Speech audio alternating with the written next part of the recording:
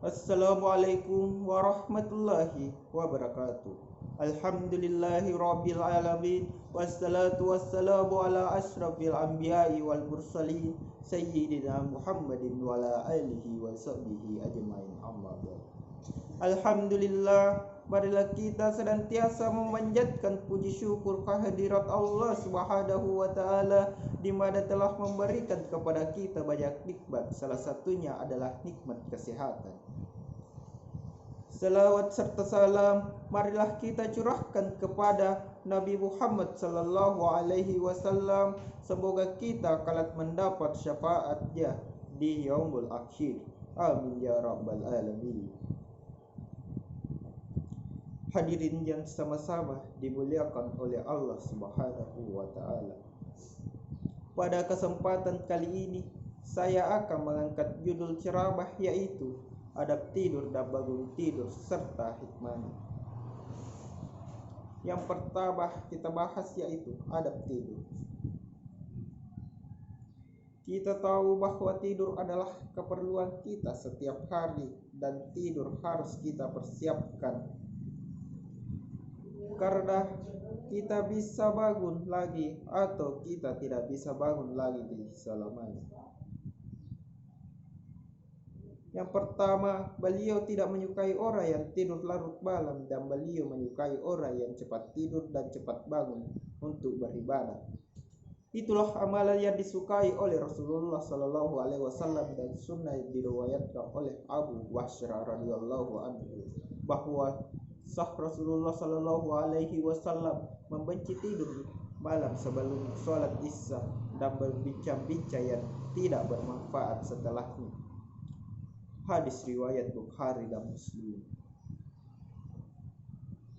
Yang kedua, berwudu. Rasulullah Sallallahu Alaihi Wasallam bersabda, apabila hendak mendatangi tempat pembaringan untuk tidur maka hendaklah berwudu terlebih dahulu, sebagaimana wudumu melakukan sholat.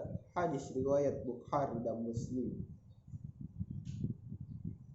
Kalau kita berwudu, jelas tubuh kita lebih bersih dan lebih nikmat karena lebih mudah untuk bisa ibadah dengan keadaan suci dan kemampuan. Kalaupun kita bermimpi, orang yang bermimpi dalam keadaan suci itu berbeda.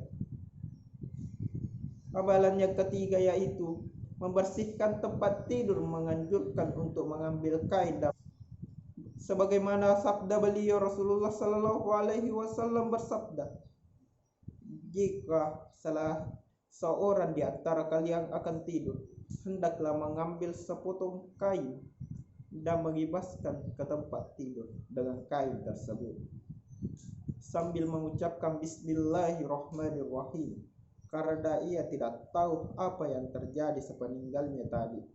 Hadis riwayat Bukhari dan Muslim.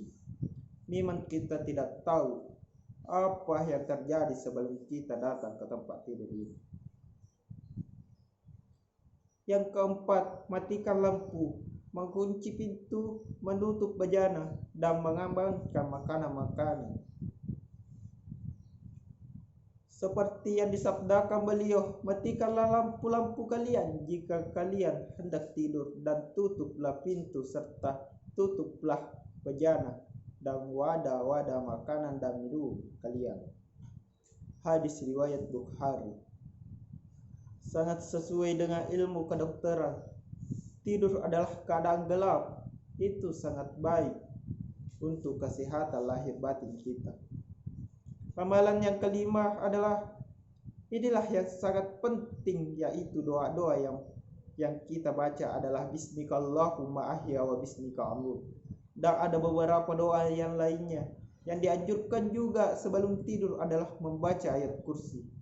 Nabi Muhammad Sallallahu Alaihi Wasallam bersabda, barang siapa membaca ayat kursi ketika akan tidur, maka Allah senantiasa menjaga dan tidak akan didekati oleh syaitan sampai subuh. Hadis riwayat Bukhari. Rasulullah juga menganjurkan kita membaca ayat-ayat seperti surah Al-Baqarah, Al-Ikhlas, Al-Falaq, An-Nas, lalu ditiupkan ke tangan, diusapkan ke seluruh tubuh sampai kaki. Kalau bisa dibaca dengan 3 kali. Ini akan mendatangkan perlindungan kepada kita, tidak tahu apa yang terjadi ketika kita sedang tidur. Amalan yang keenam yaitu berbaringlah menghadap ke kanan, sebagaimana sabda Rasulullah Shallallahu Alaihi Wasallam bersabda, barang siapa di atas rusuk sebelah kananmu. Hadis riwayat Muslim dan Bukhari. Jangan terungkup, itu tidak baik menurut kesehatan, dan Rasulullah pun melarang.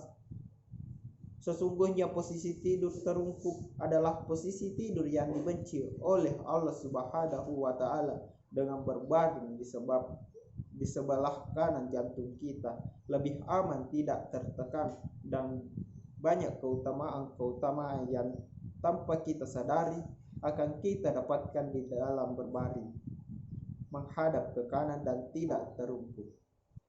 Amalan yang terakhir adalah doa yang sangat utama yang harus kita hafalkan dan pahamkan, karena doa ini kalau kita jalankan dengan sungguh-sungguh penuh keyakinan akan mengantarkan kita husnul khatimah. Dari Al-Barra bin Azib radhiyallahu anhu berkata bahwa ketika Rasulullah Shallallahu Alaihi Wasallam akan tidur, beliau berbaring di sisi kanan. Selanjutnya adalah adab bangun tidur. Yang pertama, mengusap bekas tidur di wajah. Dan yang kedua, membaca doa setelah bangun tidur. Yang ketiga, membaca 10 ayat kursi Al-Quran dan diakhiri Al-Imran. Yang keempat, menggosok gigi. Apabila Rasulullah bangun, beliau membersihkan mulutnya, terutama sebelum melaksanakan sholat. Yang kelima, yaitu membersihkan hidung. Karena orang tidur, maka setan bermalam di lubang hidungnya. Yang keenam, mencuci tangan, karena kita tidak tahu di mana tangan kita berada pada waktu kita tidur. Itulah adab tidur dan bangun tidur serta hikmahnya. Semoga apa yang kita sampaikan bisa bermanfaat bagi kita semuanya, terutama pada diri saya sendiri. Lebih dan kurangnya mohon dimaafkan. Wabillahi taufiq wassa'adah. Wassalamualaikum warahmatullahi wabarakatuh.